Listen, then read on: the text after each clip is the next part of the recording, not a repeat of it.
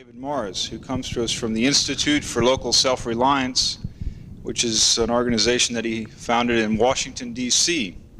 It's been in existence for almost a dozen years and has done some very impressive and exciting research and has contributed significantly to our understanding of many different issues, but one that's of particular interest to us, I think, both in architecture and anyone dealing in energy, is that he's able to successfully link the notion that energy and economics are very synonymous.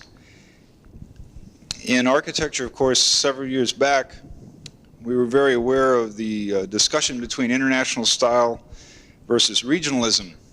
And Dr. Morris, in his own work, is successful in capsulizing the same kind of argument in that he addresses both the 1960s issues of global village and the very contemporary issues of localism. Interestingly enough, those two relate to our developing technologies in both communication and in materials science. The basic thesis, of course, of what he has written about, and hopefully what you'll hear tonight, is this notion that cities can be self-reliant and that the concern is for establishing a balance of payments. Senator Charles Percy from Illinois recently endorsed his work on the Senate floor, quoting that Mr. Morris and his organization, the Institute for Local Self-Reliance, have sought to give local communities more direct control over the resources they produce and the resources they consume. Dr. Morris has authored 4 books: The New City States, Self-Reliant Cities, of interest there is the subtitle, Energy and the Transformation of Urban America, Neighborhood Power, and Be Your Own Power Company. These are available, and you're welcome to come up and look at them afterwards when you come up to talk with Dr. Morris. He's lectured widely. He's participated in conferences all over the nation. He's talked to groups as diverse as IBM, the American Legion, the Federal Land Bank, the City Management Association, the American Solar Energy Society, the National League of Cities, and many, many more. He has participated in a number of columns that are carried regularly in various magazines such as Solar Age. He's also written comments or articles for the New York Times, the Washington Post, the Smithsonian, Mother Earth News, and again many others. He's also been interviewed on the Today Show and other national broadcast forums. He has a PhD in urban planning. He also holds degrees in industrial and labor relations and degrees in political science. It's with great respect and admiration that we're able to bring to you tonight Dr. David Morris.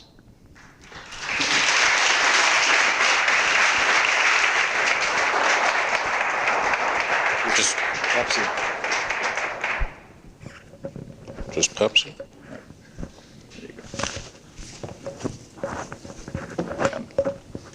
It's just a snap fit.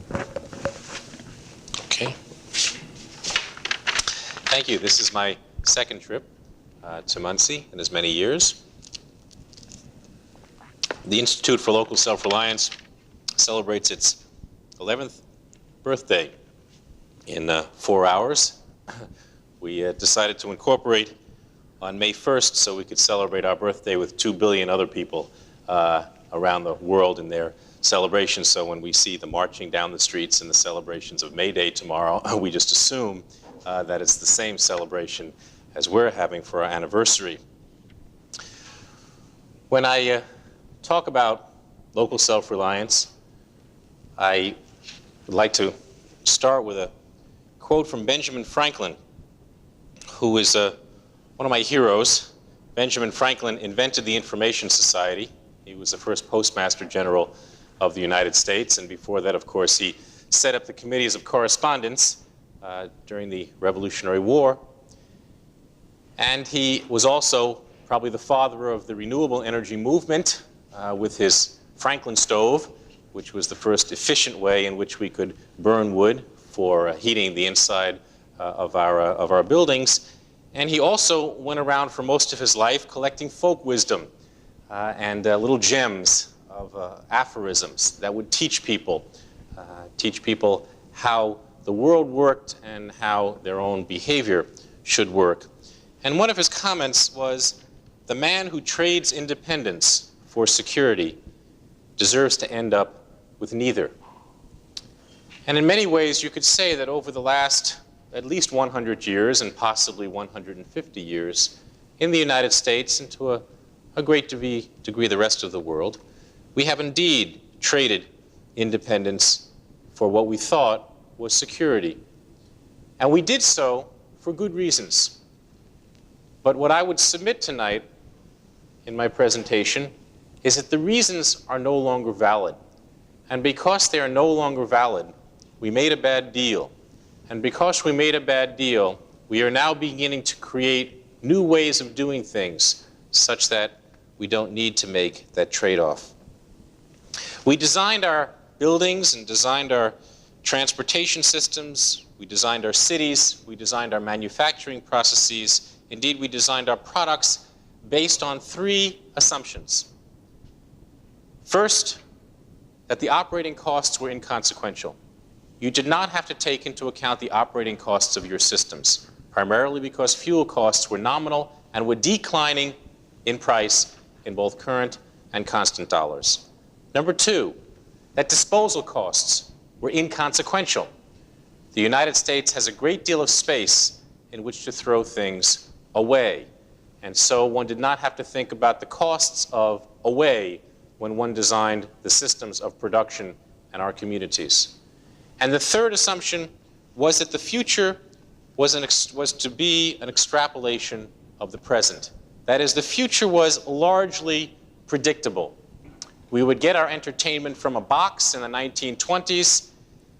That was called radio. We would get our entertainment from a box in the 1940s. That was called television. Television would then become color in the 1950s. It would become holographic in the 1980s. And in the 1990s, it would become 3D.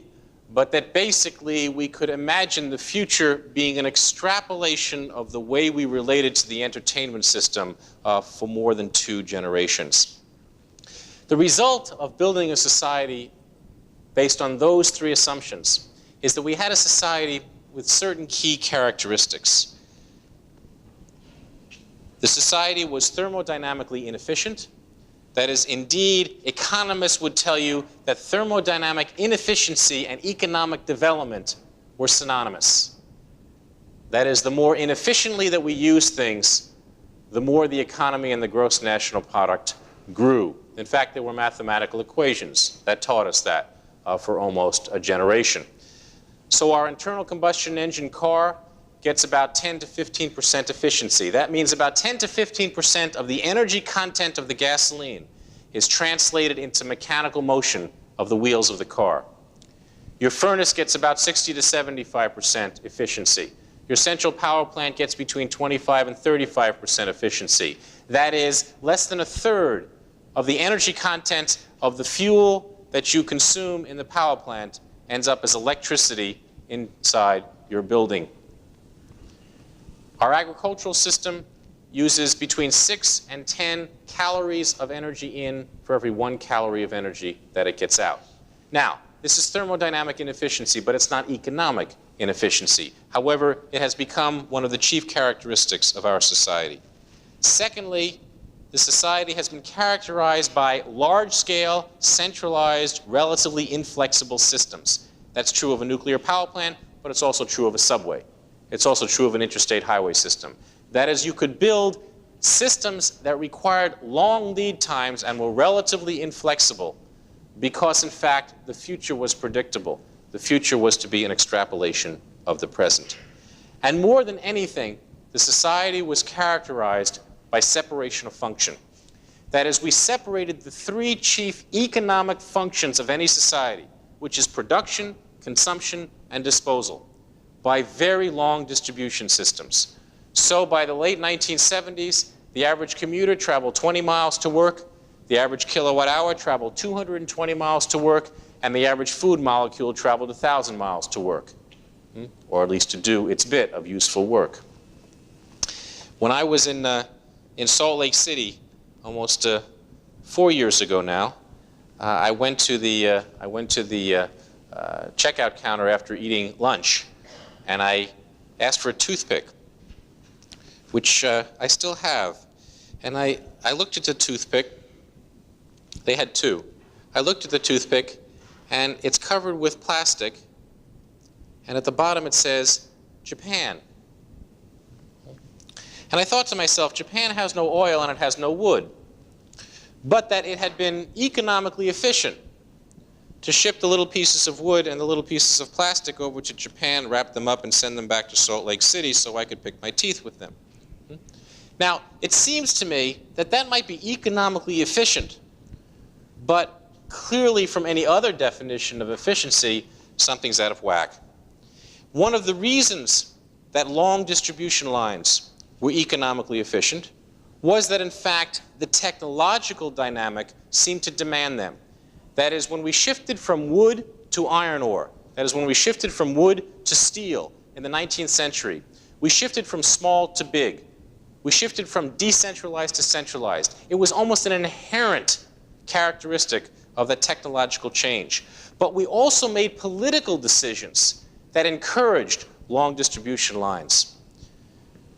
2 years from now, in 1987, we are going to be celebrating the birth of the United States Constitution. And I would hope that at that point, people remember why it is we have a United States Constitution. We have a United States Constitution because we wanted to create a free trade zone within the United States. And in fact, in the 1880s, the Supreme Court of the United States indicated in one legal decision that the primary purpose of the Constitution, and I paraphrase now, is to allow a tomato to go unfettered from Southern California to Maine. The primary purpose of the federal government in the 19th century was to push the Indians out of the way and to build the railroads across the country. The primary purpose of the federal government in the 20th century has been to maintain international trade and international investment with the military and our military capacity, to build the interstate highway system, and to build the huge public works irrigation programs in the Southwest. That is, we made a political decision. Whether good or bad, it was a political decision. It was not an economic decision. It was not a free marketplace decision. It was a political decision that we would subsidize very heavily at national expense the building of long distribution lines. And so there was a technological dynamic that seemed to favor long distribution lines. There was an economic dynamic, nominal disposal costs and nominal operating costs, that seemed to encourage long distribution lines and separation. And there was a political choice in that respect. The result is that by the 1980s, we have almost completely dependent communities. A city the size of Muncie will import the equivalent of 1.5 million tons of materials a year, half of them devoted to fuel and energy. And a city that thinks of itself as a dependent community, that is a community that requires, to meet its basic needs, almost 100% imported materials, begins to look outward for its own development. So that if you were a city planner, at least until the late 1970s, and I would submit that for most of us until today, if you're a city planner, you have two chief functions. One is to get a federal or state grant, so you write grant applications. And the second is to get a large corporation to locate a branch plant within your community, right? So that's what you do.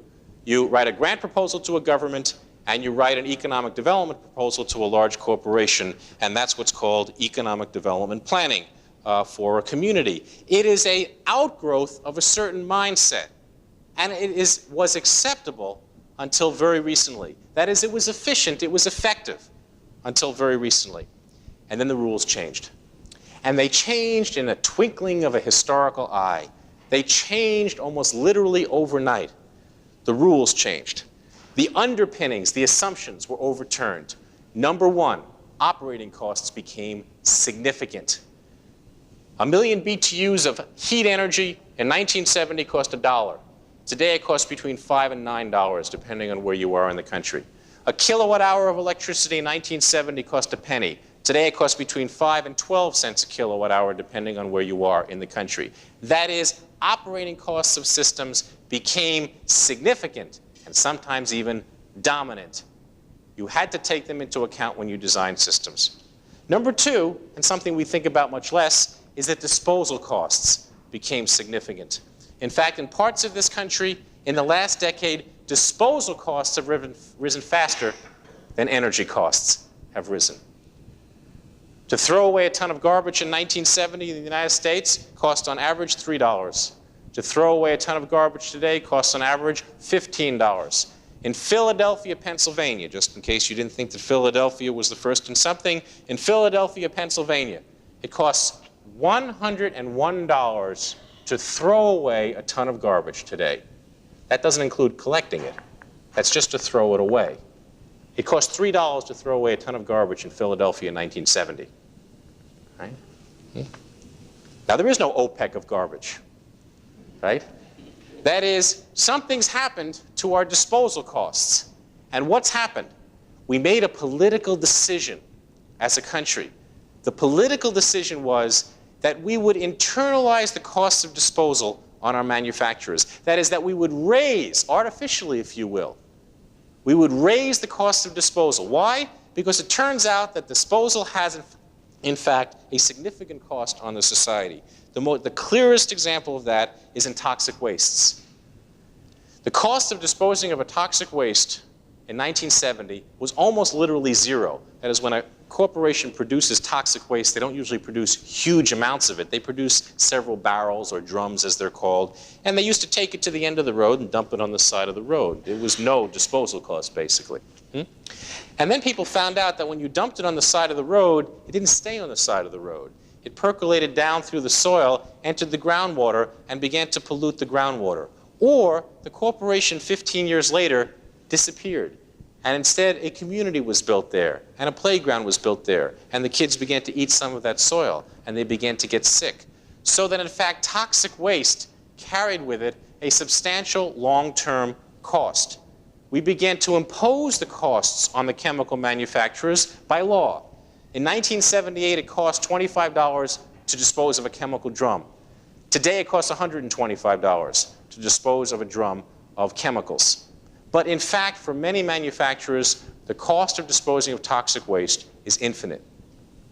It's infinite because they don't know what their liability could be 10 or 15 years into the future. 25 years from now, they could be faced with a $1 billion lawsuit because of a toxic waste dump that occurred a decade before. So in toxic waste alone, we're talking about having gone from zero cost in 1970 to infinite cost in 1985. A profound change in the way an industrial engineer now treats the design of a chemical manufacturing and processing organization. In fact, one recent study of toxic waste dumps indicates that to clean up the existing toxic waste dumps in the country, many of which are in Indiana. In fact, if you look at a map of toxic waste dumps in the country, you can't see New Jersey. Right? That is, the cost of cleaning up existing toxic waste dumps is more than the entire military budget of the United States. Right? It's what we call a redefinition of national security. Right? So, operating costs have become significant, disposal costs have become significant, and the third change is that there's been a political revolt against long distribution lines. That is, one of the problems with long distribution lines is that normally you impose the costs of a system on one community and provide the benefits of a system on another community. In a federal country, federalist political system, that creates strains within our political fabric. Minnesota was the first place in the country where there was an open revolt, and this occurred by the Minnesota farmers back in, I guess, 1976 or 1977. When the utility companies decided to build these high voltage transmission lines down from Canada to bring cheap hydroelectricity down to southern Minnesota. And farmers are very simple type of folk. They don't do environmental impact studies. They don't even write to their congressman. but they thought that there was something peculiar when they could take a long fluorescent tube and stand 300 feet away from a high voltage transmission line and have it light up. Right? They thought that without doing scientific studies, that if their fluorescent bulb could light up, possibly their kids could light up. And so farmers took the action that they knew better than most of us. They blew up the high voltage transmission lines. And in fact, at one point in the late 1970s, FBI had to fly helicopters in order to get these high voltage transmission lines up because farmers were shooting out the insulators all the way down the transmission line. That is, the farmers were basically saying to the society, we're getting no benefit from this, and we think we're going to be harmed by this. Therefore, we wanted to stop crossing our territory. I was in Nebraska about 6 months ago, and Nebraska was telling me that South Dakota was refusing to allow a high voltage transmission line to cross South Dakota from Manitoba to bring low-cost hydroelectricity down. This is not the farmers of South Dakota, this is the government of South Dakota. And I said to them, why would that be? They said, well, it might have something to do with the fact that 4 years ago, Nebraska refused to allow the coal slurry pipeline that was using South Dakota water and bringing Wyoming coal to Arizona to cross Nebraska. Well, it may have something to do with that. That certainly is true. That basically what's happened is the society has said, you can't cross my backyard if I'm getting nothing about it, nothing from it. And you ain't seen nothing yet. We haven't chosen our radioactive waste dump in this country yet. We're going to choose them over the next few years. Well, no matter which one of us happens to be the radioactive waste dump for the country, a lot of the rest of us are going to be the transmission points of radioactive waste to that waste dump. And if you happen to be living in the middle of the country, all the radioactive waste is going to cross your community to get to some radioactive waste dump. Right? And so the middle of the country, Nebraska and Iowa and Kansas, don't really care who gets chosen as the radioactive waste dump. They're already beginning to wonder if they might set up blockades at their borders. You set up blockades against radioactive waste distribution in this country, and what you've done as a result is not only eliminate nuclear power in this country, but you've eliminated nuclear medicine in this country as well. So long distribution lines, if bottled up, begin to undermine a lot of the technologies that we've begun to develop. The mentality of long distribution lines is one that we really that doesn't change overnight just because the economics have changed overnight. New York City has a sewage system, and about 40 years ago or so, they built a pipeline 2 miles into the ocean, Atlantic Ocean, as that's where their raw sewage goes. And then about 4 or 5 years ago, the raw sewage began to come back onto the beaches of New York. And New Yorkers are just like anybody else. They don't like to go to the beach and swim in that kind of stuff. So there was a certain consternation on the part of the city officials, and they hired consultants, and they came up with imaginative schemes, and they selected one of them, and the one that they selected was to extend the pipeline 2 miles further out into the Atlantic Ocean, thereby obviously postponing the problem for at least another, they hope, 15 or 20 years. Well, Washington, D.C. always comes up with more imaginative solutions. Washington, D.C. Had a problem with its sludge. It couldn't seem to find any place to dump its sludge, so it hired consultants, paid them $100,000. They came up with a solution. The city council and the region ratified the solution, and the solution was to send the sludge by barge to Haiti. Right? One thing that Washington, D.C. forgot was that even Haiti has a representative in Washington, D.C. through their embassy. And Haiti nixed the idea. They decided that they didn't want to be shat upon. So Washington, D.C. had to think of another thing to do with their sludge. So there's been a political revolt against long distribution lines. And finally, the future is no longer predictable. I hope I don't need to belabor that point to people. Just 3 short examples. Number one, you had a reduction in energy prices for 2 generations. In 1973, you had a 400% increase in the price of oil. Between 1974 and 1979, you had a 25% decrease in the price of oil. Between 1979 and 1980, you had a 100% increase in the price of oil. Between 1981 and 1985, you had a 35% decrease in the price of oil. Try to plan your future on the basis of what the price of oil is going to be over the next 5 or 10 years. I will submit for your political education that if under Jimmy Carter's last year we had had a 25% decrease in the price of oil, he would still be president, and if Ronald Reagan's first year we had a 100% increase in the price of oil, he would not be. So that we have had, in fact, our institutions and our even political dynamic changed radically, almost internally by these changes in oil prices. But look at demographics. In the 1930s, nobody had any babies. In the 1950s, everybody had babies. In the 1960s, nobody had babies. In the late 1970s, early 1980s, some people are having babies. Right? Well, what did that mean? Well, it meant that in the 1950s and 1960s, there was an orgy of building daycares, of building nurseries and child care facilities and elementary schools and secondary schools. And then in the 70s, we had a bust, and we converted all those secondary schools into condominiums and apartment houses, and we got rid of all those care centers and infant nurseries and birthing facilities and so forth. Now in the 1980s, of course, we have a shortage of teachers in secondary schools and elementary schools. We're finding out that it's harder to shift a secondary school from an apartment house into a school than it was from a school into an apartment house. It's sort of hard to say, okay, everybody out, right? Got to put classrooms back in there, right? So we can't predict any longer what the demographics are going to be more than a few years in advance. The weather since the middle 1970s has now become peculiarly erratic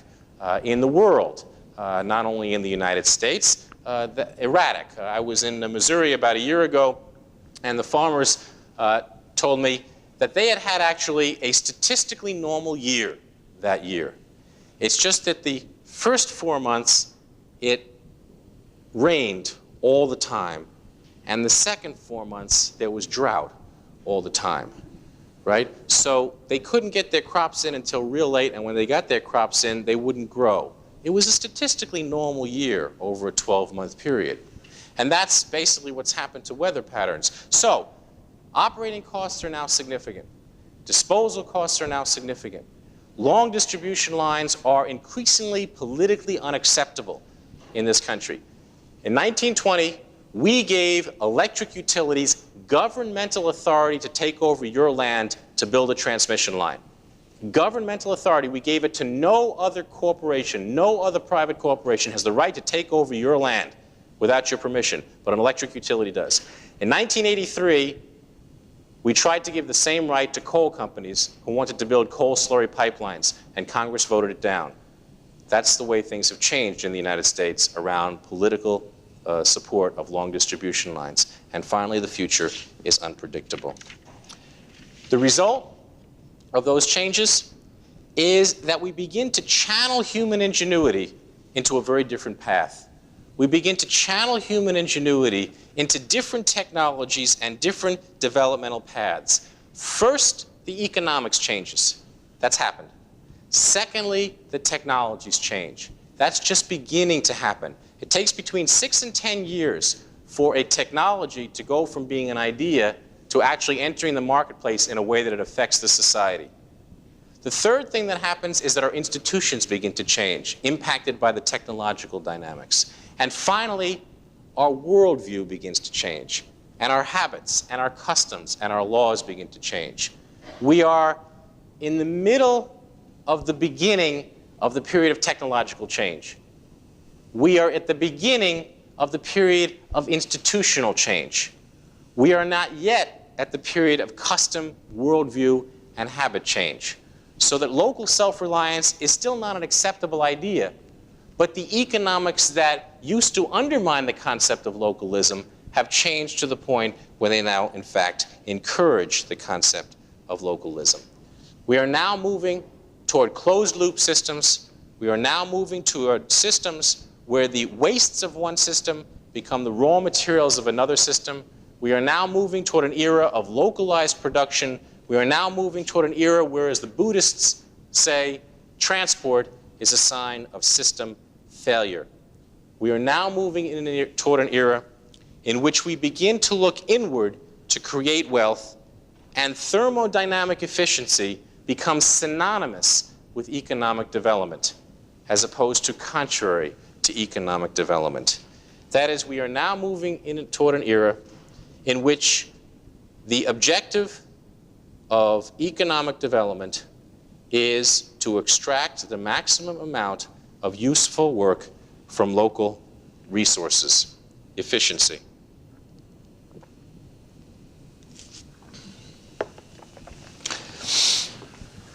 Efficiency. Efficiency means reducing the amount of materials that we consume by raising the value of the materials that we do consume and substituting local materials for imported materials. Fuels, as I said before, represent about 50% of the tonnage of materials that we consume in the United States.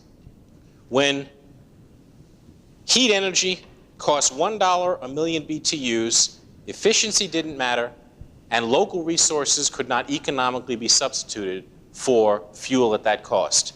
When heat energy costs $5 to $9 a million BTUs and electricity costs 6 to 12 cents a kilowatt hour, suddenly resources that previously were overlooked and ignored become economically competitive.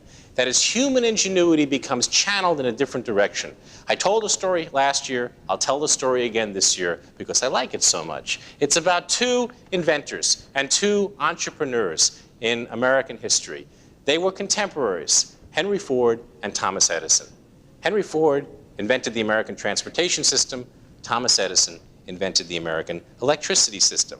They were so close friends that, in fact, a friend of Henry Ford's took Thomas Edison's Menlo Park house and laboratory and recreated it brick by brick in Dearborn, Michigan, so they could be together in about 1920, I guess it was. Well, they used to visit one another. And one day, Henry Ford was visiting Thomas Edison, and he came through the ubiquitous white picket fence and gate, and he found the gate hard to push. And he thought that was very peculiar, because Thomas Edison was not only a mechanical genius, but he was a perfectionist to boot. So the question was, why would a perfectionist allow such a faulty mechanism in his front yard? And so Henry Ford asked the great inventor after dinner, and Edison, with a twinkle in his eye, said that the gate was attached to a pump. And when you swung the gate open, you pumped a little bit of water into the house water tank. That is, a visitor did a little useful work when he came to visit Thomas Edison. Now, every other house also had a gate and a white picket fence, and their gates were probably easier to push than was that of Thomas Edison. But your muscle power was not transformed into any useful work when you came and you left as a guest of any one of his neighbors. Well, it's that form of ingenuity that we're beginning to tap into now in the United States. For example, the groundwater under the ground is between 45 and 55 degrees year-round. It is warm, not warm to the touch, but it contains heat. That groundwater didn't get any warmer in the last 10 or 15 years, but the competitive source of heat priced itself out of the market. And so we begin to use groundwater heat pumps. In fact, one of the studies of the center here was that you could begin to tap into the heat of a local corporation and begin to use that heat inside the building of the corporation itself. When you flush the toilet, you know what leaves your house, but what you don't realize is that also warm water leaves your house, right? Because that water warmed up while it was in your house.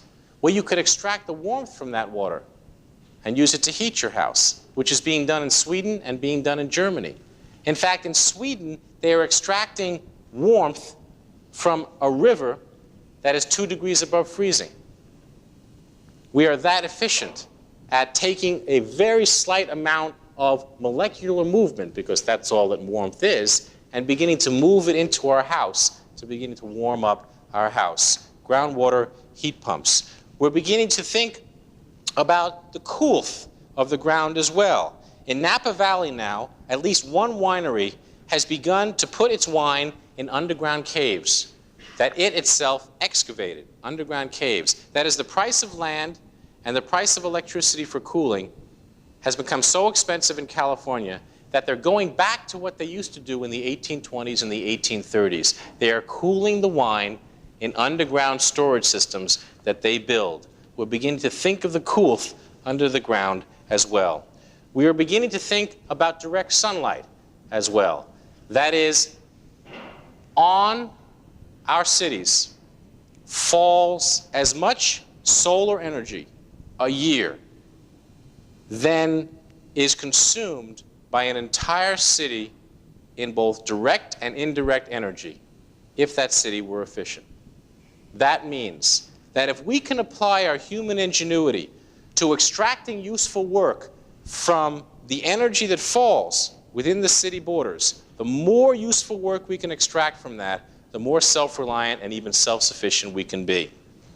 Portland, Oregon did a computer model of the amount of wealth that sunlight falling on Portland, Oregon provided to the city. Now, this is just direct sunlight that falls through your windows.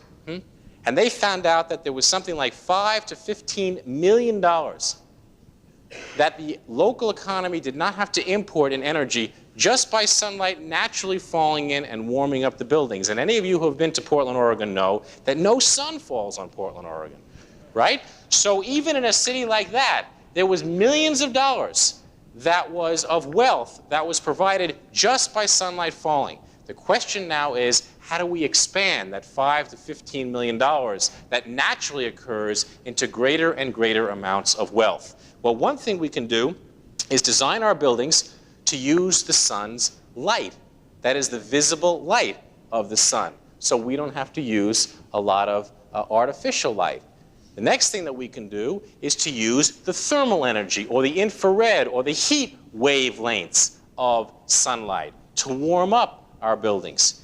And the third thing that we can do is begin to use the ultraviolet or high frequency wavelength of light to produce electricity. The higher the frequency, the shorter the wavelength, the more energy that you have. If you think about frequency going like this, the more it goes like this, the more energy it contains. And what you can do is take a photon, if you will, that's going like this, and its energy can in fact push an electron across a junction, across a barrier, and can create an electricity flow. And that is being done now in a device called a solar cell or a photovoltaic device. So we have a photovoltaic device that can take the ultraviolet part of the sunlight and convert that into electricity.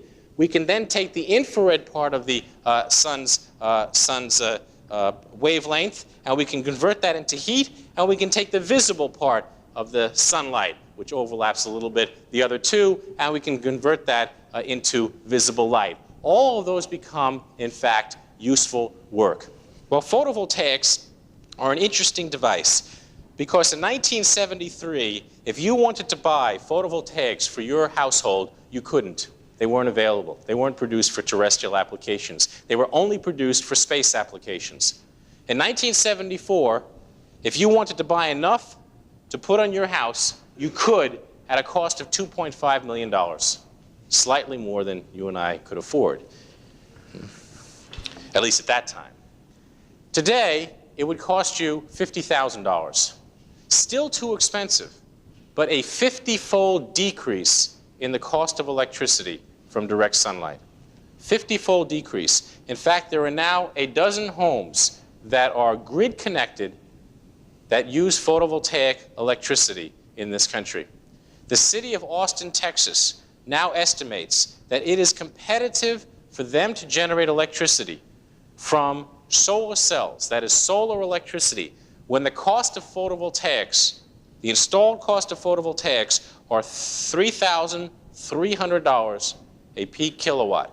The cost of installed photovoltaics today is between $5,000 and $9,000 a peak kilowatt. It is within striking range in certain parts of this country to being competitive with central power plants. But as it becomes competitive with central power plants, it also becomes competitive on your rooftop. In fact, General Electric was the first to develop a photovoltaic roof shingle It's a hexagonal-shaped shingle, which is made up of photovoltaics. And when you put it on your roof, you overlap the roof shingles. You drive a nail into the top of the shingle, which makes an electrical connection to the wires running under the eaves. I like the fact that it was General Electric that did that, because General Electric was the company that was established when Thomas Edison went out of the electric business in the 1880s.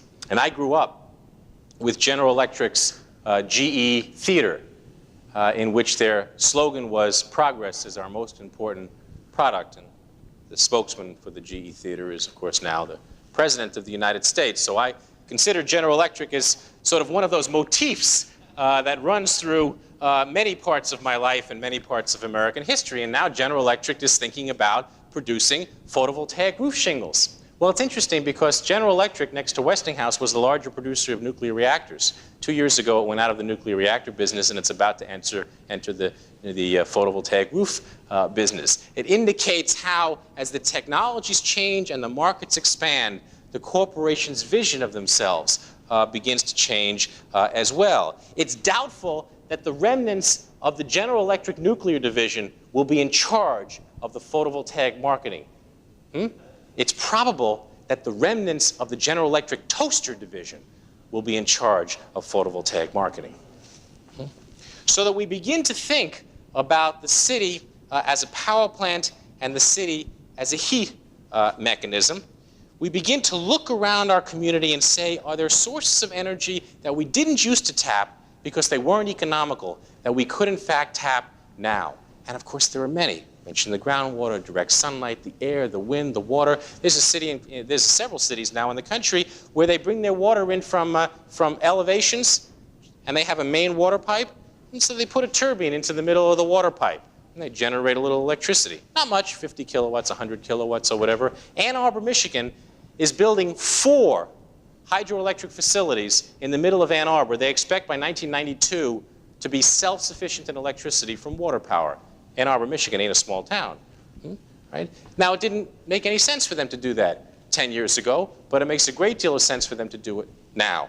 And we begin to develop integrated systems, not separated, but integrated systems, because we begin to look at our city in a very different fashion. For example, there's a city that's half the size of Muncie, located in western Maryland, called Hagerstown.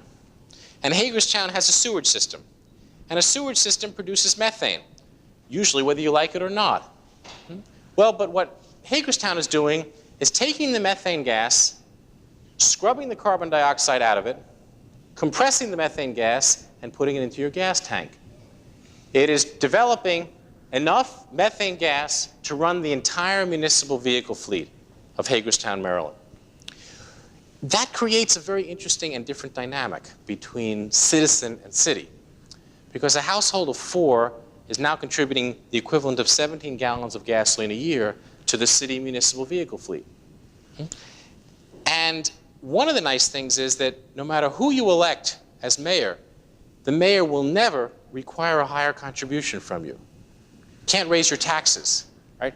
This year I want 20 gallons from you. Come on now, let's go, right? But on the other hand, if you're a local politician, you never have to worry about a tax revolt. I don't like the way you used my 17 gallons last year, so this year I'm cutting you off, right? Well, you know. So what you have is a reliable source of fuel at a reliable price for the foreseeable future. But a sewage system doesn't only produce methane, it produces fertilizer. We call it sludge. What do we do with sludge? Well, Hagerstown has planted 500,000 fast-growing trees. Now, I call them trees, but you could just as well call them woody grasses. They are planted at 7 inches tall. They grow to 14 feet tall in 2 years. They're called hybrid poplar trees. They are relatives of the cottonwood. In fact, the head of the project, when he told me about it, said that they grew so fast that he warned the staff that they shouldn't stand over them when they planted them. Right? Well, they're using the sludge to fertilize the hybrid poplar trees. They have begun to chip the poplar trees and generate electricity. They expect that as new chemical engineering techniques for changing wood into ethanol become available, and economical that is, that they'll convert it into ethanol. The residue of the ethanol conversion of wood gives you a high-protein residue, which could be used to feed 100 head of cattle and pigs in Hagerstown. Well, in 1979, if you visited the sewer system in Hagerstown, they would have shown you a disposal site. That's what it was. It was a disposal site. Today, they show you a gas well and a tree farm and a fertilizer factory, and soon it is going to be a chemical factory and an animal farm as well. That is, it is a production plant. It is a production plant. It is not a disposal site. Well, what happened? It's still a sewage treatment facility. What happened? What happened was the basic economics of fuel and disposal changed, and when they changed, they took entrepreneurs and inventors and moved them in a different direction. And that ingenuity became commercialized in technology that makes your sewer plant, in fact, a production facility and not just a disposal facility. How else do we begin to look at the city? Well, 50% is fuel and 50% is not. And cities are beginning to look at the 50% of the materials that it uses that are not fuel and seeing that it has a gigantic disposal problem. And it's beginning to say, since disposal costs have increased so much, and since the energy content of that scrap product has become so valuable, we're going to recycle it. We're going to begin to treat the city as a mine. Begin to treat the city as a mine. And we're going to mine our raw materials, because that's what garbage is. It's raw materials. What's the first thing a city does when it wants to mine its raw materials? It separates them out so that they, in fact, are clean raw materials. What's the second thing a city does? It begins to think how much value it can add to that raw material. If you are an underdeveloped country and you are a mining country, one of the first things you try to do is to process as much of the raw materials you can within your country, because that's where the additional value comes. You don't want to sell your tin abroad and buy your tin cans back because you're always behind the 8 ball doing it that way. Saudi Arabia is setting up petrochemical facilities now in Saudi Arabia because they don't want to be behind the 8 ball even for oil. So a city begins to look at its raw materials as a mine, and it begins to try to process as much of the raw materials as it can internally. So the first step that cities got involved in was to take their garbage and think about burning it. That, of course, is bureaucratically simple because you don't have to get people to recycle, you don't have to get people to segregate it. Instead of everybody dumping their garbage into a truck and the truck going to a landfill, everybody dumps their garbage into a truck and the truck goes to a big black box and it burns it, generates steam, and everybody seems to be happy. The problem with that is that it's only slightly more valuable than dumping it in a landfill. And that much more valuable than that is to process the raw materials themselves. One specific raw material that I've worked with in Minnesota is tires, scrap tires. One of the things about scrap tires is that you can't get rid of the doggone things. Any of you worked with an inner tube in water, where you take the inner tube and you push it under the water and it bobs back up? Well, the same thing happens with a tire. It just doesn't do it within a few seconds. It does it within a few years. You can't get rid of them. And the other thing that happens is that tires become mountains of oil, and then they become fire hazards. And I don't know if Indiana has had their first tire fire yet, but Maryland has, and Minnesota has, and several other parts of the country. And when your mountain of oil catches on fire, you don't put the fire out. You just stand back and you have celebrations, you have marshmallows, weenie roasts. I mean, you do a lot of other crazy things, but you do not put that fire out for 5, 6, or 7 months. So states and cities are beginning to realize that tires are a significant disposal problem, they're a significant fire hazard, and they are the chief breeding ground for mosquitoes. That is, the stagnant water within tires is the chief breeding ground for mosquitoes. I don't know how your mosquito control funds are raised in Indiana, but in many parts of the country, that's a community responsibility to raise money to spray for mosquitoes. So it is another cost to the local economy. What can we do with tires? Well, one thing we can do with tires is that we can shred them up into 2-inch shreds, and we can burn them, substituting them for oil. The problem is that that only gives you about a penny a pound. A passenger tire is about 20 pounds. Okay? So that gives you about 20 cents per passenger tire. Now, to dispose of it costs about 10 cents a pound, or about $2 for a passenger tire. Okay? So you avoid the disposal cost and you get 20 cents real value out of that tire, if you want to think of it that way, and that's not a bad turnaround. But we want to do better than that. What can we do? Well, we can chop the tire into crumbs, smaller particles, and we can then use that to fill potholes with and to put a surface lining over roadways. That is, we can use it as an asphalt extender. The value of that as an asphalt extender is 8 to 10 cents a pound. That's pretty good. It's not a huge market, however, but that's not bad. But there's another step that we can go.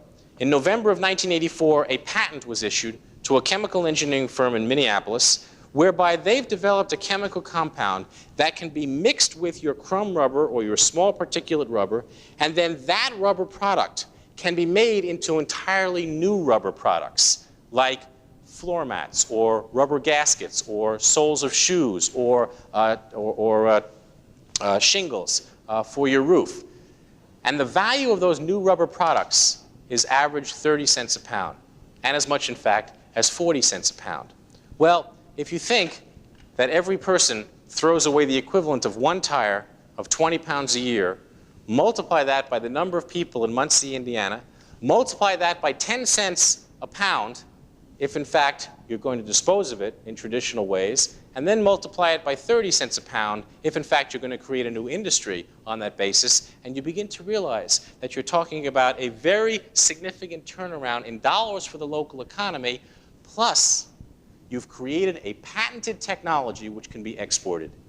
That is, what you've done is, by redefining your waste stream as a raw material and focusing human ingenuity to develop a technology that can add wealth to the local economy, you've also developed a technology that many other communities need as well. And so you've developed a technology that itself can be an export. So cities are beginning to treat themselves as mines. I use tire. I could use steel. I could use steel.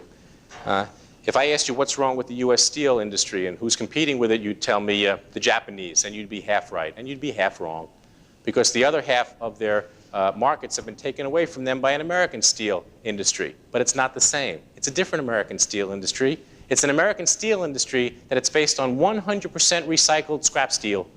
It's called mini mills. Mini mills. Interesting term. It's called mini mills because it's only 10% the size of conventional mills.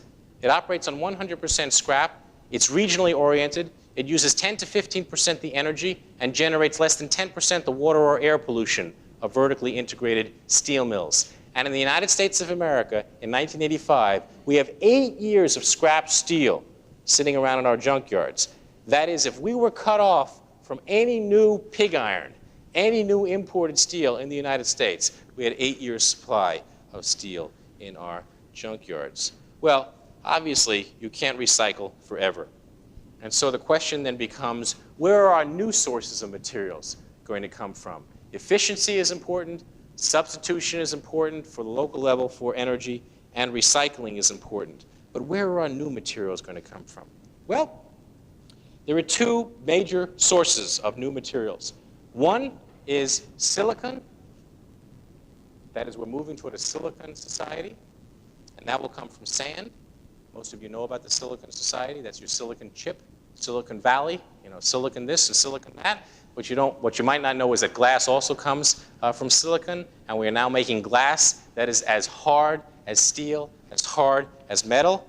And so our Silicon Society comes from sand, and one of the interesting things about sand is that sand is the only product produced by every state in the country.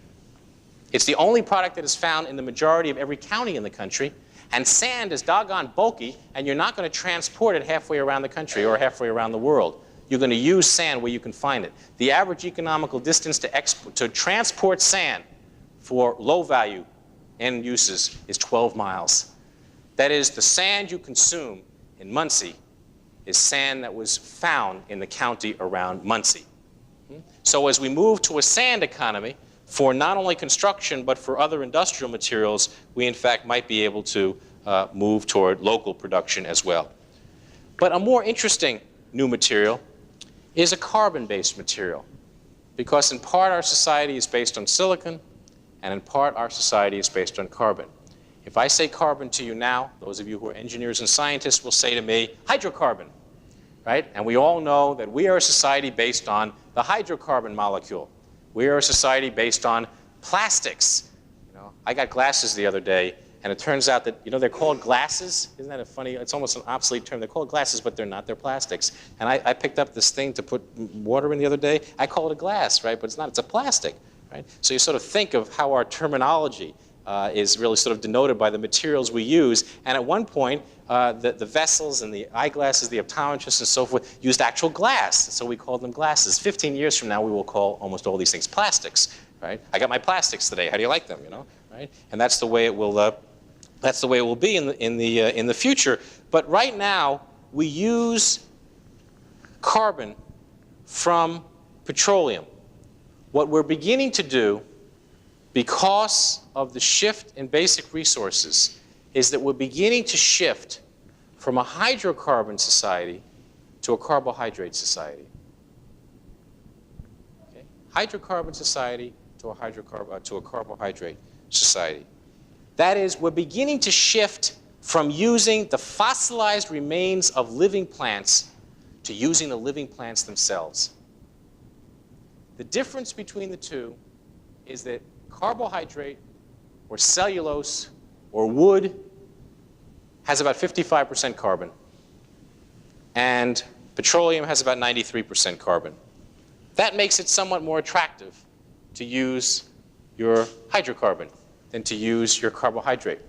One thing that many people don't realize is that carbohydrate chemistry and hydrocarbon chemistry were competitive until the late 1940s.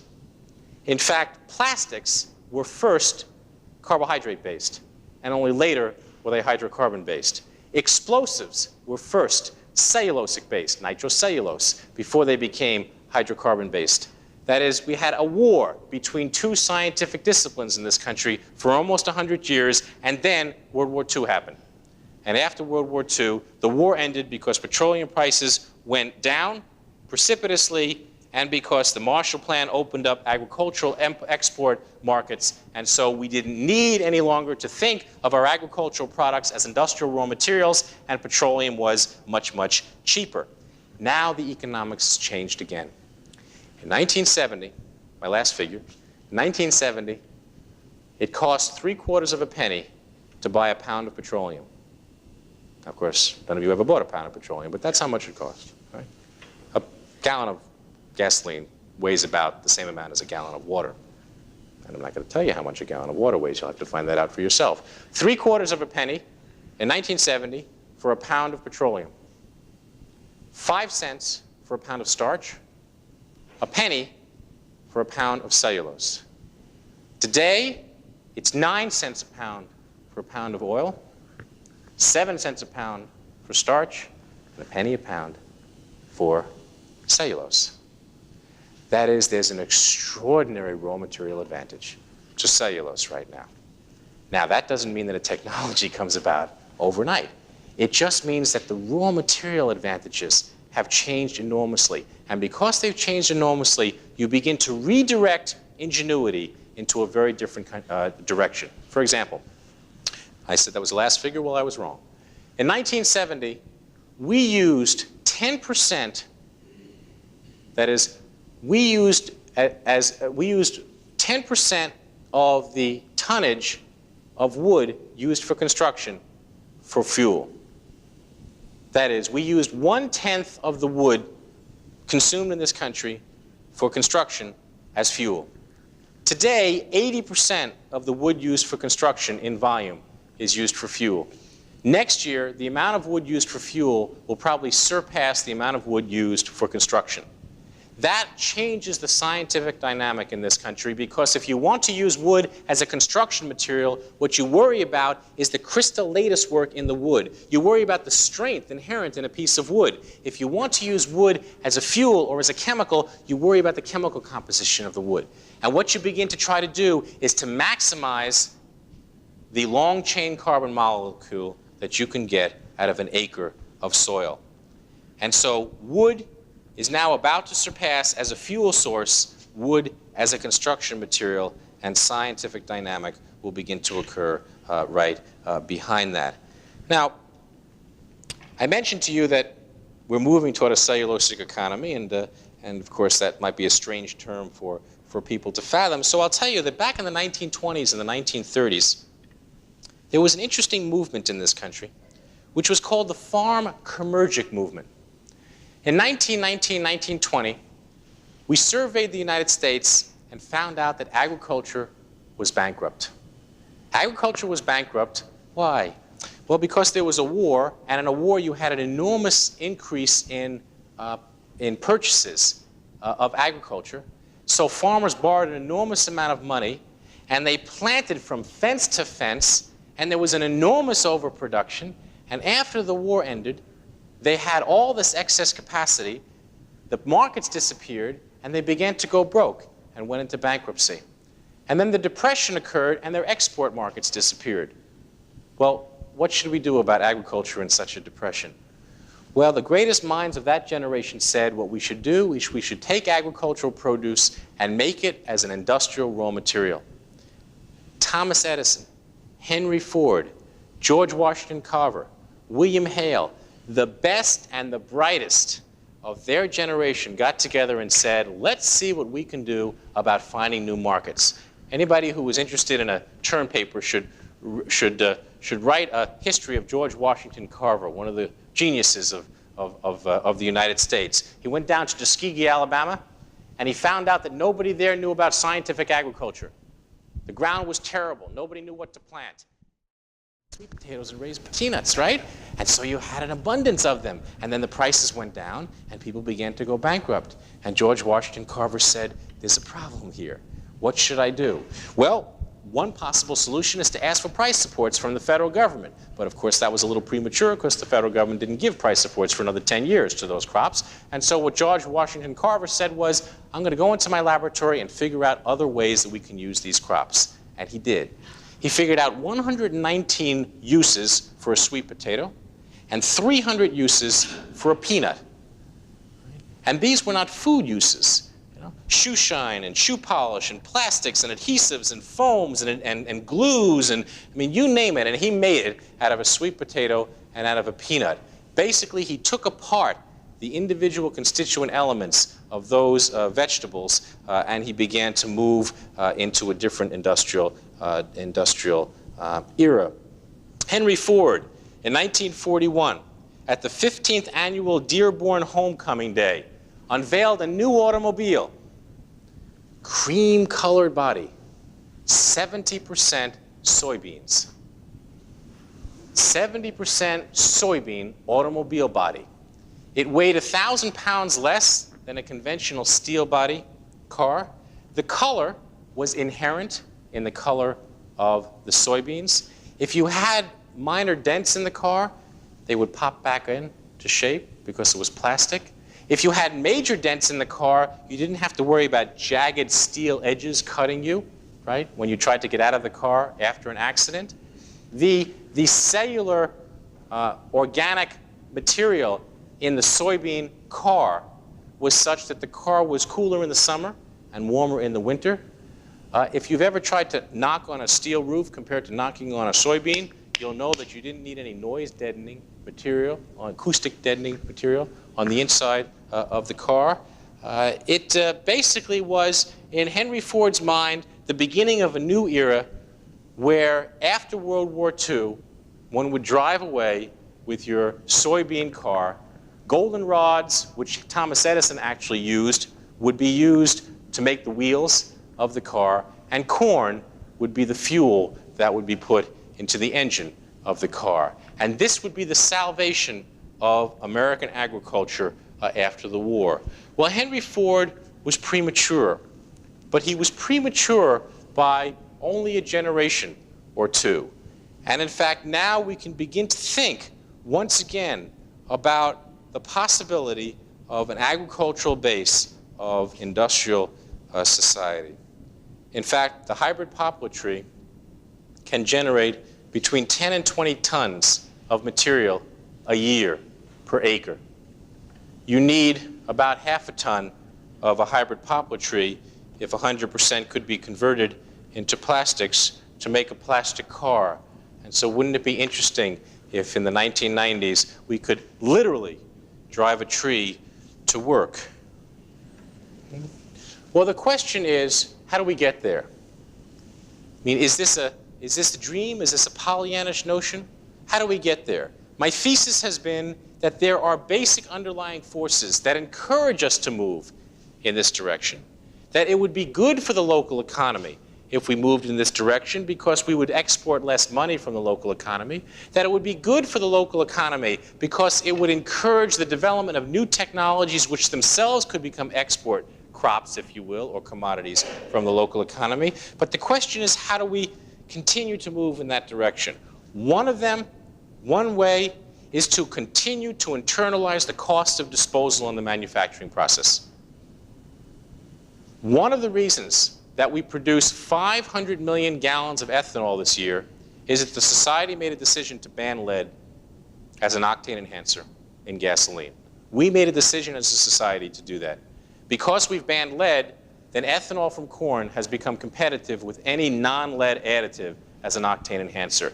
And we will generate about 1 billion gallons of ethanol from corn by 1990.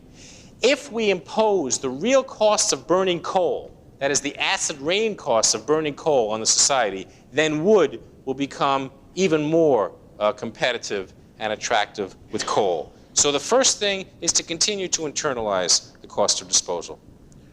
The second is to begin to develop a research and development program on the local and state level, as well as the national level, that channels human ingenuity into a certain direction. Right now, we have no direction for our research and development program, or at least no direction that has an inherent value system that we might support as a nation. Let me give you 2 examples to show that I'm nonpartisan.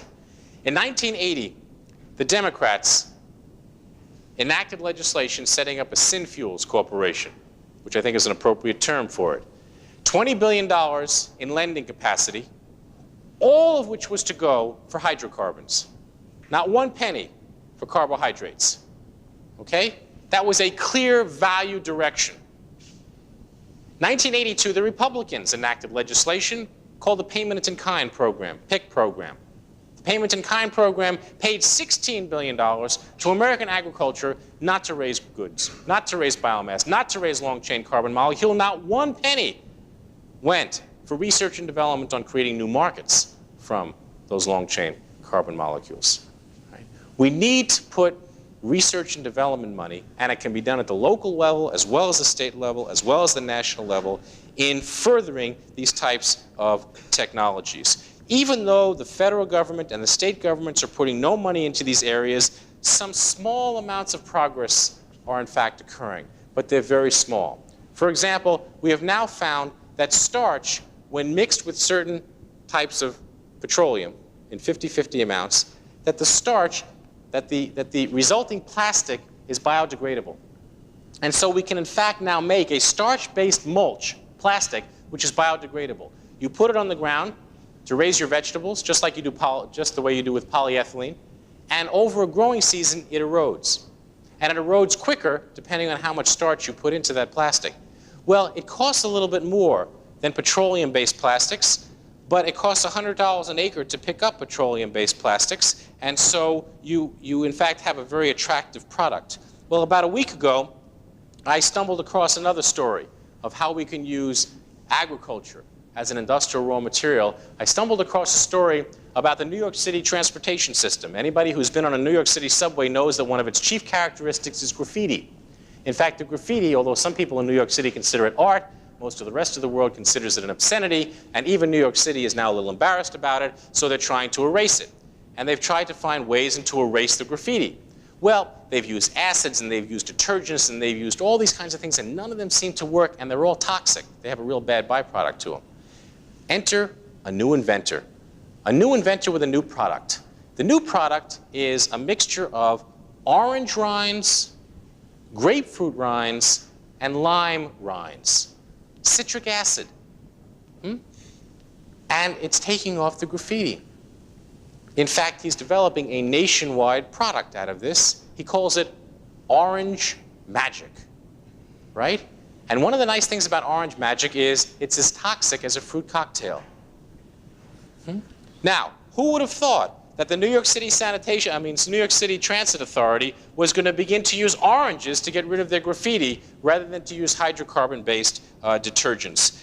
So we need to begin to think about research and development in a very different way. We need to begin to look inward in order to look outward.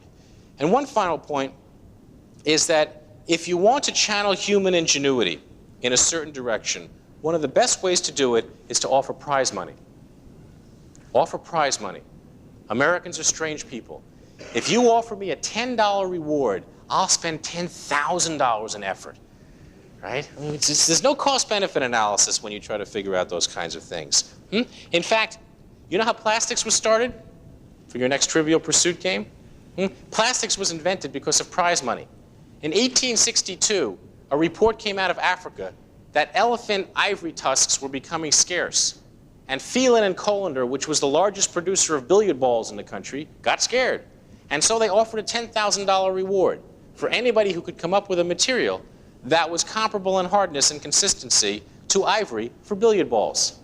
And a man named John Wesley Hyatt took a cellulose-based product called collodion and mixed it with crystals of camphor, and he ended up with plastics. And then, of course, he not only got the reward money, but what he did was he developed the Albany Billiard Ball Company. And for the next 40 years, he developed billiard balls, and for the first 20 or 25 years at least, they were developed from cellulosic-based plastics, $10,000 reward money. In the 1950s, Henry, I think it was Ketchum, I forget his exact name, British industrial Kremer, the British industrialist, offered a 100,000-pound reward to anybody who could use human power to fly an airplane around a figure eight over a certain distance, over a certain time. It was many years later, I think it was 18 years later, that in fact the Gossamer Condor first captured that prize. But the development of human-powered vehicles comes in fact from that whole competition for that $100,000 prize. Human-powered vehicles are coming into their own in the 1980s. The United States won, was it 2 or 3 medals at the Olympics, certainly the gold and silver medal at the Olympics in the bicycle races. What nobody noticed, or very few noticed, was that their bicycles had a disc on the back of the bicycles where the spokes are, which comes right out of the human-powered vehicle movement. That is, bicycles had not developed in 50 years until the human-powered vehicle movement went back in and redesigned it aerodynamically and redesigned the gears of bicycles. So you now have human-powered vehicles where you sit on your back and you pedal, and you can get up to 55 miles per hour. And you can have another passenger, and in fact you can have room for packages, so that one has to in fact offer a certain amount of rewards so that you can focus people in a different direction.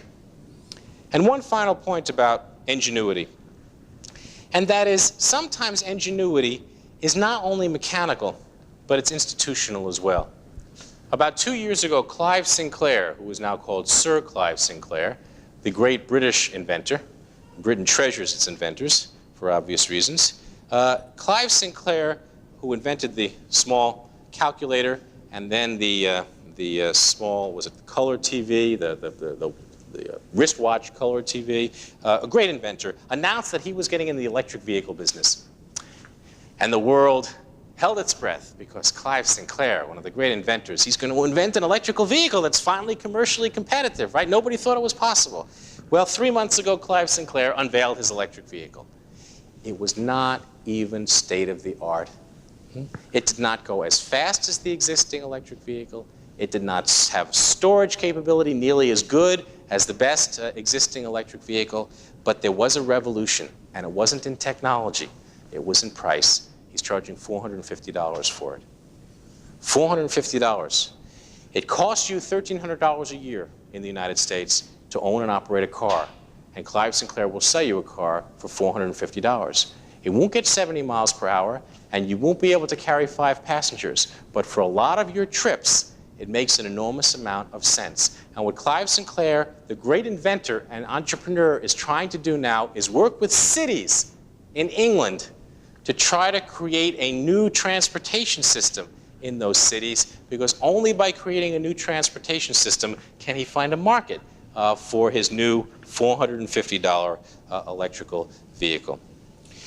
Well, I've talked tonight about local self-reliance, and I've tried to at least lay out the thesis that there are forces at work which are moving us toward a materials self-sustaining community. But I don't want to leave you with the feeling that this is an isolationist talk, because I don't believe that it is. I believe that modern science is carrying within it two dynamics, two developmental dynamics.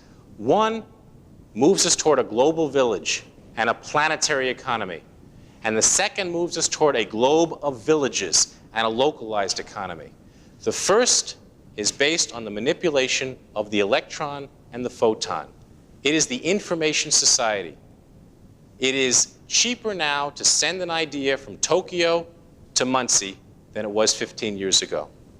But the second dynamic is based on the manipulation of the molecule.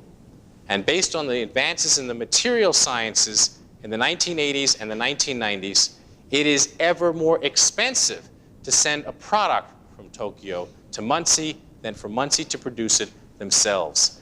And so local self-reliance means looking inward, inventorying your resources, channeling your ingenuity to develop new technologies, and the technologies themselves as knowledge become your export commodity, so that we increasingly trade not molecules, but electrons. We increasingly trade knowledge. We increasingly trade technologies.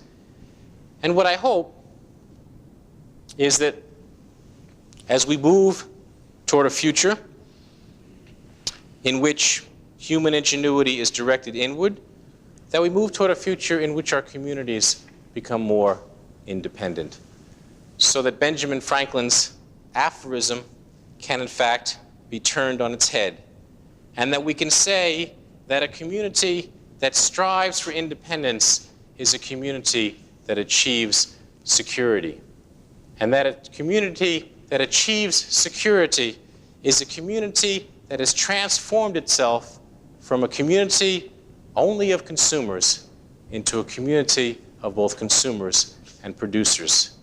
And that we can agree with Thomas Jefferson, another one of our nation's leaders and another one of my heroes, not because he was president, but because he was a great inventor.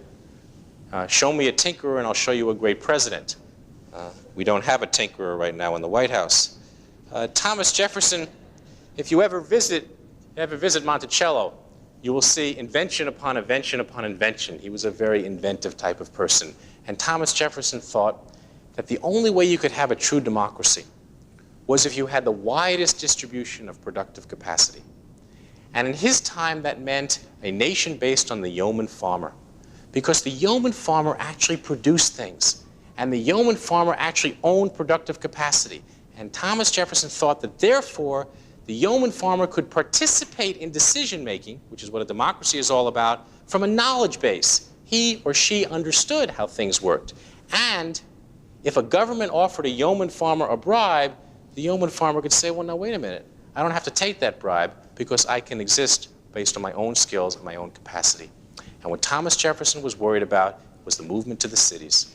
And he was worried about the movement to the cities because he was afraid that cities would become congregations of the homeless and the propertyless and the skillless.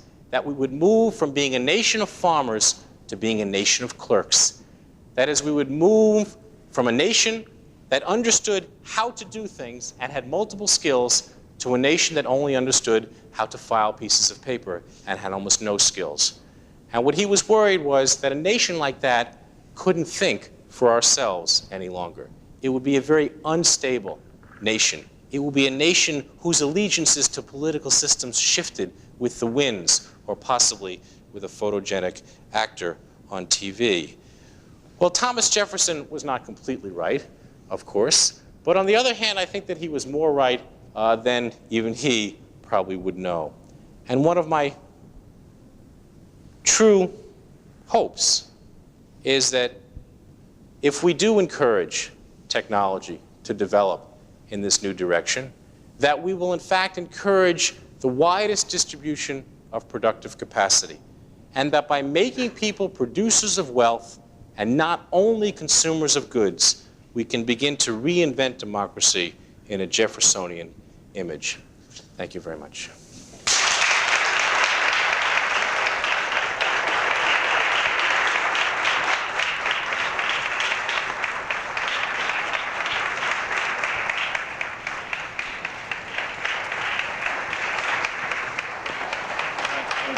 question?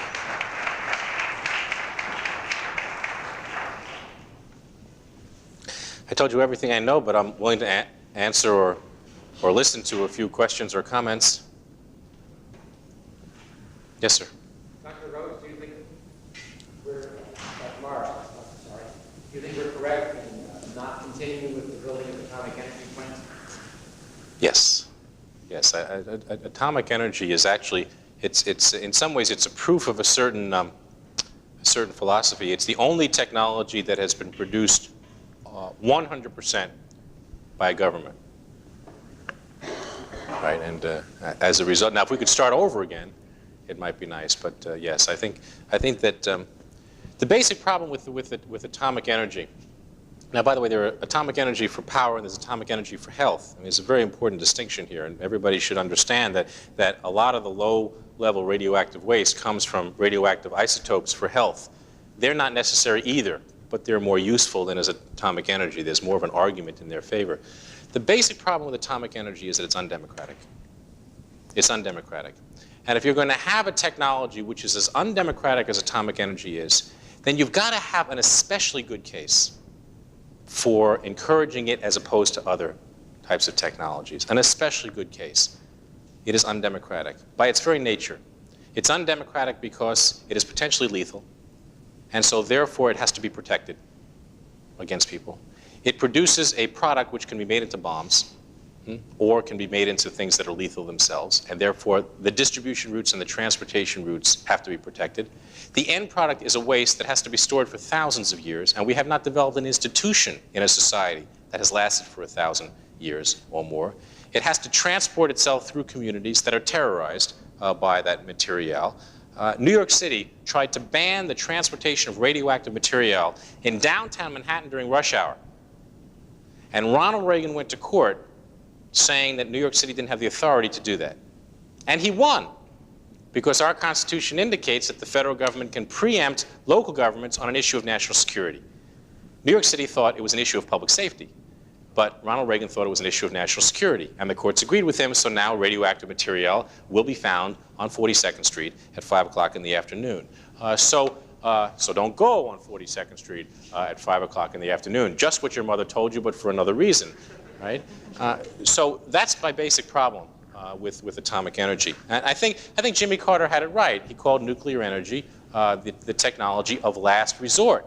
The problem with Jimmy Carter is that 6 months later he decided that we were in our last resort, and that's a little bit of a flip-flop, it seems to me.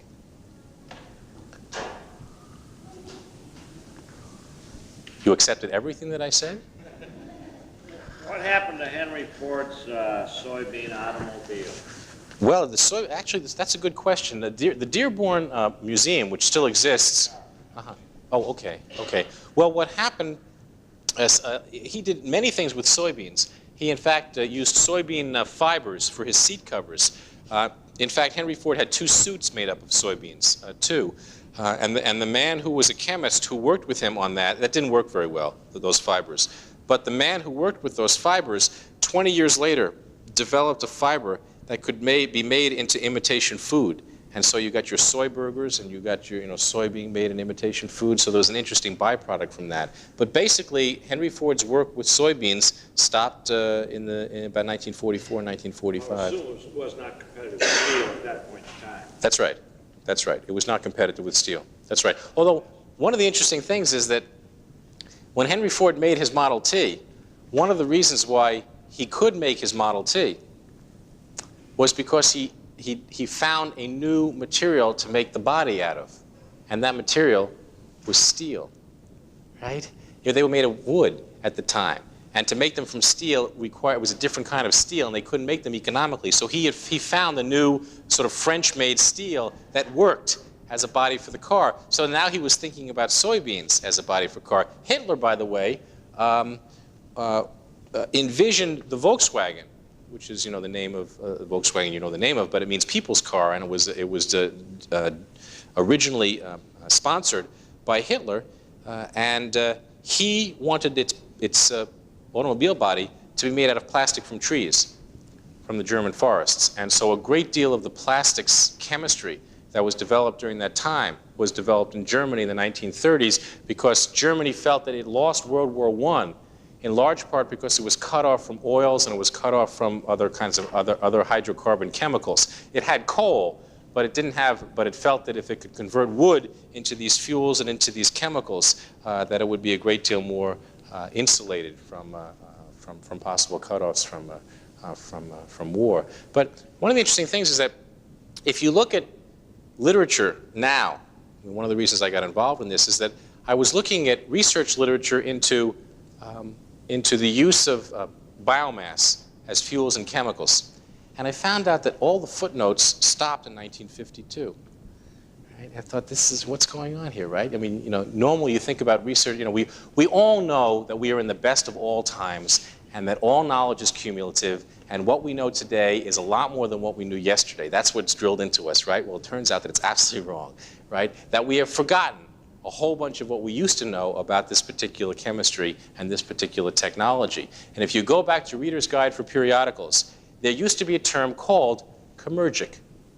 That term came into being in the middle 1930s. It was in Reader's Guide to Periodicals until 1952, and then it disappeared.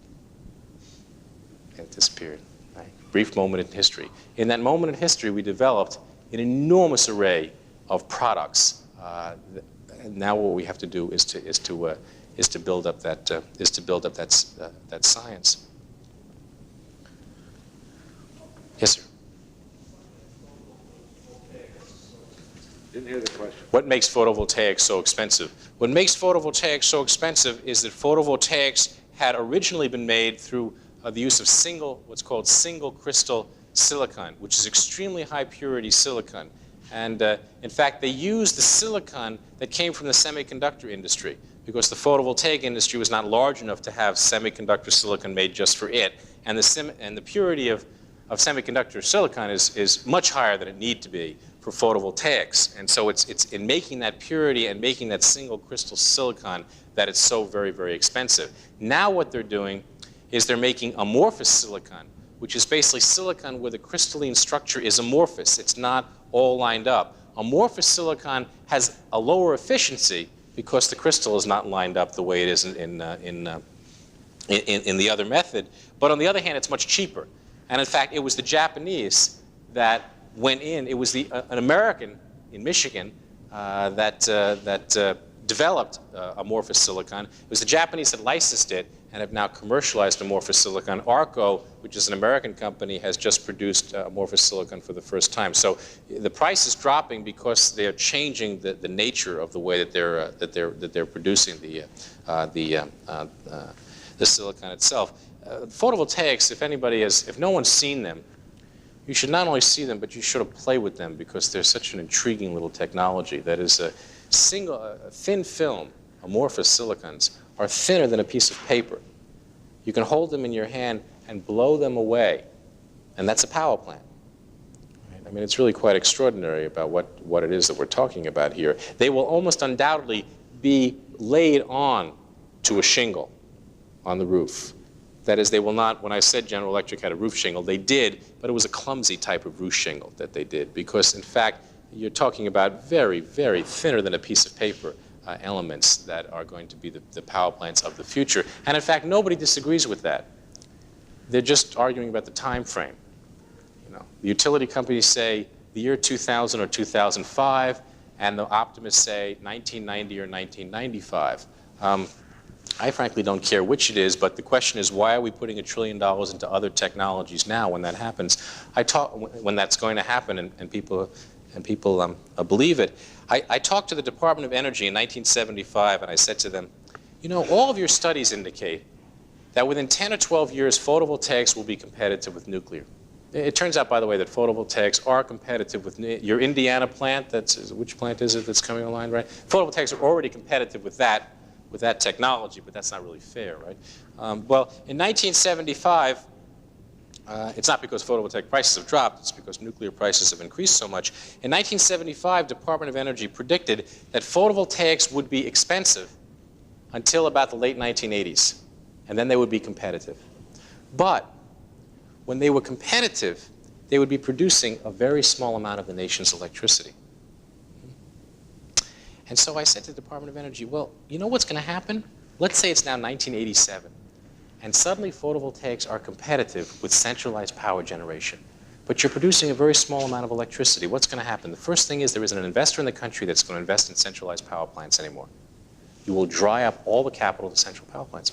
But you will not have a very great photovoltaic capacity because it's a small industry. And even if it multiplies 1,000-fold, you're still going to have a very small amount of electricity capacity, capability. What are you going to do? They thought that was a very interesting question. Yes, sir?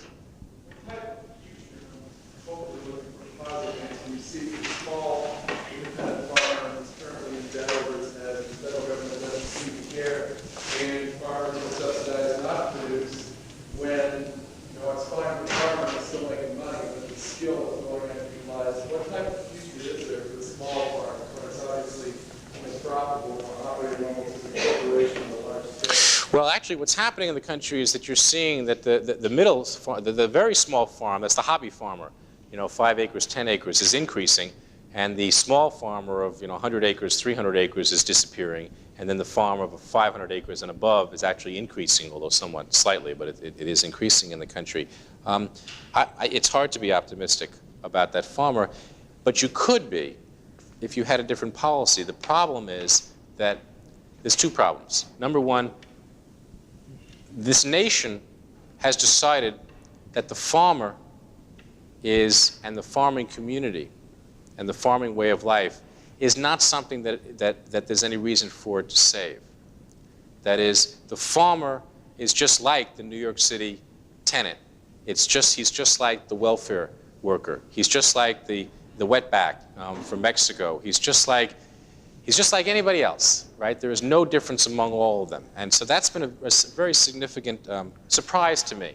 I didn't realize that in traveling around the country. And the debate of the last year has been quite revealing to me, that I would never have thought that Americans would see farmers as lazy welfare people. But in fact, Americans did. And in large part, it was because, one thing that a federal government does is that it puts visions into people's heads. And this federal government put that vision into people's heads, and people bought into it. And it's one of the more depressing things that happens when you have that type of policy making. But the second thing is that all parties see that the problem with the farmer is production. And so what they do is they pay the farmer not to produce, but at the same time, all the research and development money goes into increasing production. All your gene splicing, all your genetic engineering, all your biotechnology techniques is how do you get increased production? And then your public policy is how does I pay you not to produce as much? Right? Well, that's a no-win situation. If that's the situation, you've got to end up decimating the number of farmers you have in the country. You just have to. Whereas it seems to me that another alternative is to say, we've got a materials problem here, and we've got a competition between different types of materials. Which type of material would we prefer as a nation to see used? In 1810, 80% of the total tonnage used in the United States was based on plant matter. In 1900, 50% was based on plant matter. In 1935, 35% was based on plant matter, and today, 25% is based on plant matter. Okay. Now, the question is, should a tree replace oil, replace coal, replace iron ore? Should it? Because there are people digging the coal, drilling the oil, digging the iron ore, and so forth. So there are competitors in the market. But agriculture has not at this point perceived itself as a competitor with coal or oil or iron ore. It has not. It has seen itself as basically food, fiber, and in case of wood, construction material. And that's all. And since our stomachs are getting no bigger, and since our population is leveling off, if you perceive yourself as only food, there's only one salvation, and that's export. And the problem is that the rest of the world doesn't want to buy our food anymore because they're growing their own, and they don't want to be dependent on another nation for their food supply. So that's a dead-end street. The only victory, the only possibility, is if agriculture perceives itself as a competitor with hydrocarbons and links up with universities like yours, with the state of Indiana, for the research and development money that would be necessary to put into making those links. That's the only thing that's possible. Now, having said that, even if that occurs, one has to realize that the agricultural industry is different from the hydrocarbon industry. In the late 19th century in this country, scientific investigations stopped focusing on wood and began focusing on coal. The reason? When we shifted from wood to coal, we shifted from small to big. Coal companies were heavily capitalized, very rich, and very big.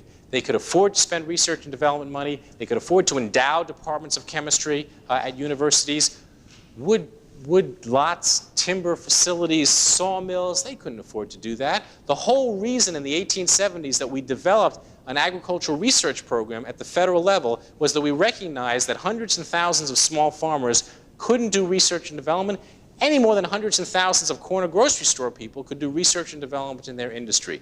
And so the federal government would do the research and development for them. The problem is that the federal government did the research and development, but not for the small farmer.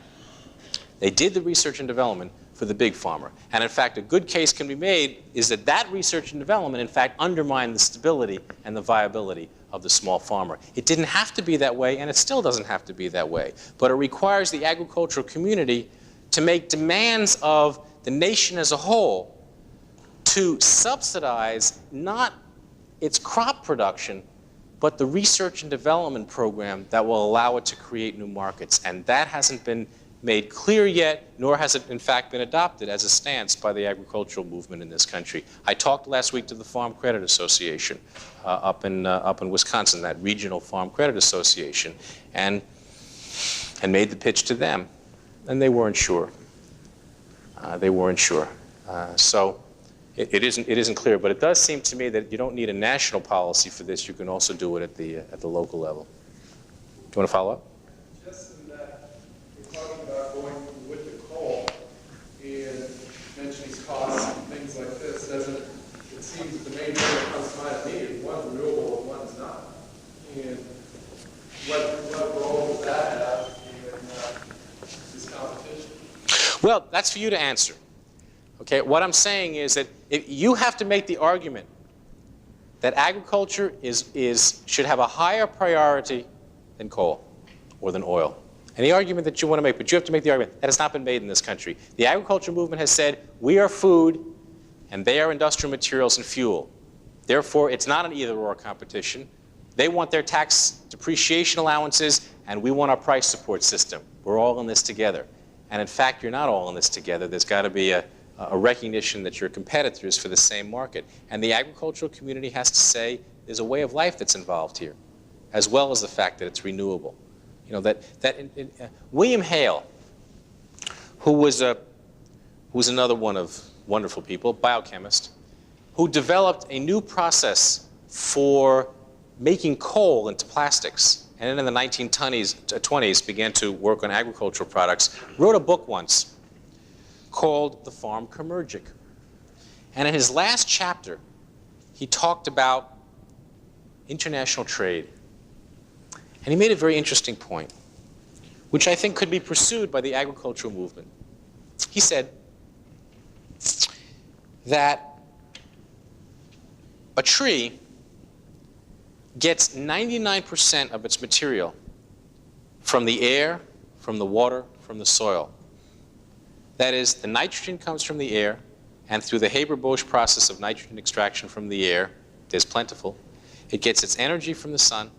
It gets its materials from bacteriological activity and so forth. That basically you take your sunlight and you take carbon dioxide and water and you convert it into formaldehyde and oxygen. 99% of the materials.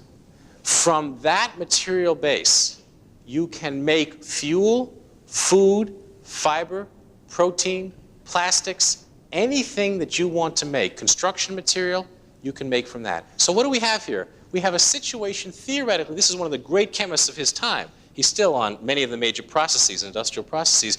We can take an acre of soil and get 99% of what it needs from what falls on that soil, and then convert that into 99%, maybe not that much, 95% of what we need to have an industrial society.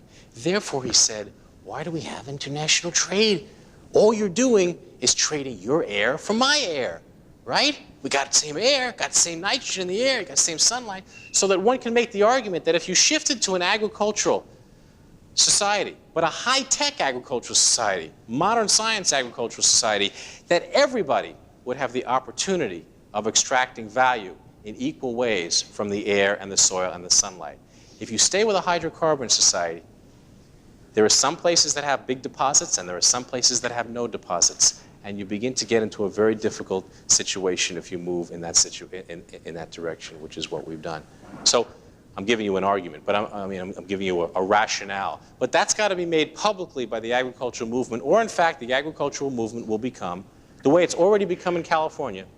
There are no small farmers. There's a guy named George Bayless in California who 20 years ago set up a movement to try to get the federal government to enforce the 1906, 1903, 1907 Act that said that irrigation could be used only for farms of less than 160 acres. George Bayless. 2 years ago, George Bayless disbanded his operation. He disbanded his operation because he said, there are no small farms left in California. So even if I would, even if I won, there's no constituency to win for anymore, right? Well, that's what's beginning to happen in the Midwest, in Iowa, Nebraska, and the like, but it hasn't yet. Yes, sir. Yeah, sure. They've been going for about 3 years. Yeah. Which talks about bioregionalism and a more decentralized and local type of agriculture. Do you see that as any possible movement in the future? Well, sure. Rodale certainly talks about it, but they certainly haven't done anything about it. They disbanded their research facility in Emmaus, about 2 years ago. They've had this project. A lot of people have been talking about bioregionalism and vegetable production. You would think that a $100 million corporation would actually do something about it. But there's a lot of work that's been done in that area around the country. The thing about agriculture is that you have a lot of very small producers, a lot of whom just treat it as a part-time, small-time occupation. So it's very difficult to find the research and development money. And I do want to stress that this talk has been a high-tech talk, clearly, right? And that really what I'm talking about here is the application of modern science and human knowledge in its most sophisticated sense to our basic and abundant materials. And the problem with agriculture is you've got a lot of very small producers. They're not biochemists. They're not capable of doing 5- and 10-year long sort of lead time research and development projects. The farmers of this country didn't develop the tomato picker. The farmers in this country didn't develop the hybrid seeds. It was the federal government that did the research for it, or it was the large chemical companies and seed companies that did that. It was not your small farmers that did that. So there's a basic institutional problem here that I think needs to be recognized. And it's a larger problem. As well. It's a larger problem, and it's a political question. Very large entities can underwrite research and development, and they do so for their own personal reasons, which makes sense. Very small entities cannot. If we want a nation of small businesses, of small communities, of small farms, of self-reliant communities and the like, then where does the research and development come to make that happen? Well, what I said in my talk was that there are dynamics that are pushing even very large corporations to underwrite research and development in this direction. But it seems to me that one can also, as a society as a whole, begin to underwrite and encourage a lot of these efforts. I suggest we take